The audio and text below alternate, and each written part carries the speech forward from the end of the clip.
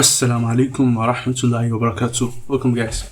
Today we're going to be talking about this argument from the atheist. This is add this to another list, your list of nonsense atheist arguments. Okay, add this to the list. Richard Dawkins, even Bertrand Russell, he has some form of this kind of argument. So there's this recent interview. It's not even recent. I saw an interview on YouTube of Mehdi Hassan, that guy that what's his name? Journalist. He was asking Richard Dawkins a particular question that, why are you an atheist or something like that? And he's like, there's nothing special there. Just like, I don't believe in fairies. I don't believe in leprechauns. So I'm a leprechaunist. I'm a fairist or something like this. And he's trying to show that it's just the belief in God is just comparable to like believing in leprechauns or believing in, what's this called? Fairies. And I'm like, really? This is why no one takes them seriously. Because they don't even understand the real issue. Or they do and this is a joke to them. This is like one of the most nonsense arguments. No one ever believed in God as a convenient story. Especially not the Muslim Christian view anyway. Like some kind of story we tell ourselves. Like bedtime stories. No. Whenever we talk about God, it's usually about grounding our existence. Where did we come from? The origin of life. Okay? Do you have answers to that? The origin of life. Or grounding some kind of moral or value judgments. That's why people posit God. It's not just some kind of story. Right? And Bertrand Russell, he has also another argument where he's talking about a kettle. So it's like Russell's kettle. Now imagine I told you that there's a kettle on Mars right now. Would you believe that? Just like I don't believe that, therefore I don't believe in God. Because they cannot see God or something like that. But I always felt like this argument is weak because imagine I told you there's a kettle on Mars. You are justified in not believing in it. You see, there's a difference between if I tell you there's a kettle on Mars. I don't know. I cannot verify that. How will I know? There's no way to know. That's not the analogy of coming to God. There's even a better analogy that will be better than the claim you just made. Imagine I told you there's a kettle on Mars that is about to explode and the entire and the earth will be destroyed such that you will die. Don't tell me they are the same. Now, there was one time where there's a kettle on Mars that has no relation to you. It's just a kettle somewhere. It can be anywhere. I don't care about that. But once you bring in that, okay, there's this kettle that is about to explode and it's going to wipe everybody out. Now it's related to me. That's the first thing. So I can take you more seriously, not like his perfect analogy, but I can take that claim more seriously than the first claim of just a kettle on Mars. So you see, all of these analogies that they try to bring, it just doesn't even get close to the idea of God. You see? Imagine, just like I can make a case for a kettle, such that you can even take the kettle seriously. If I show you like, I see some signs in the night sky and I show you like this, you see this wasn't there yesterday, look, there's this kettle on Mars that's causing this.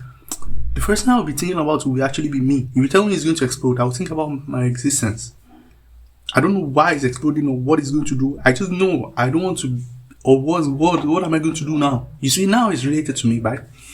But I wanted to show like the real belief in God is because of our existence. Where did we come from? Why do we exist?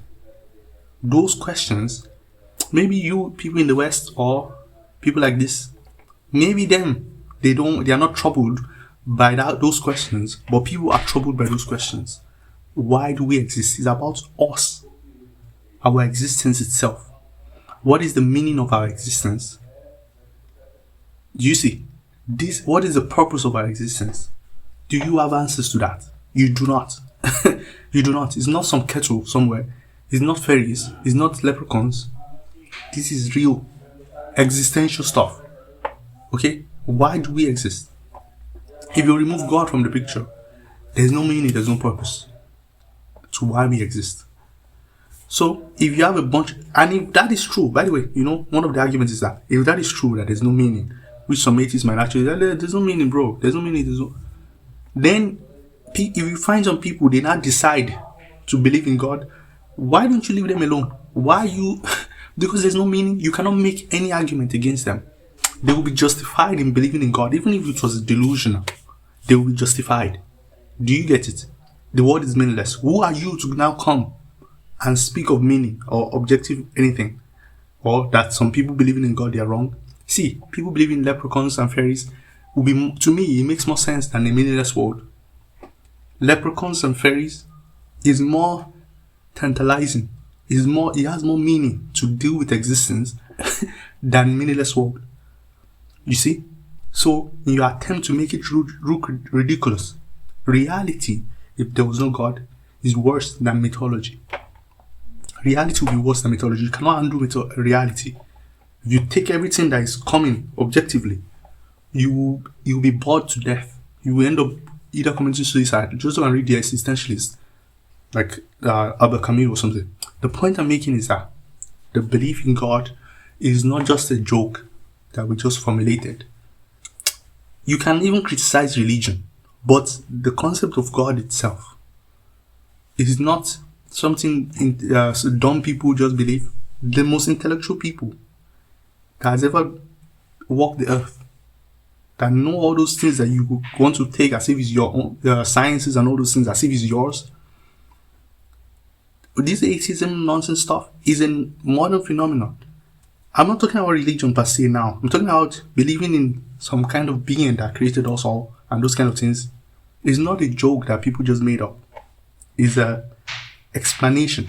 The best explanation, I would say. The explanation that gives you the most meaning is actually this explanation. Compared to the other ones, you have a meaningless world.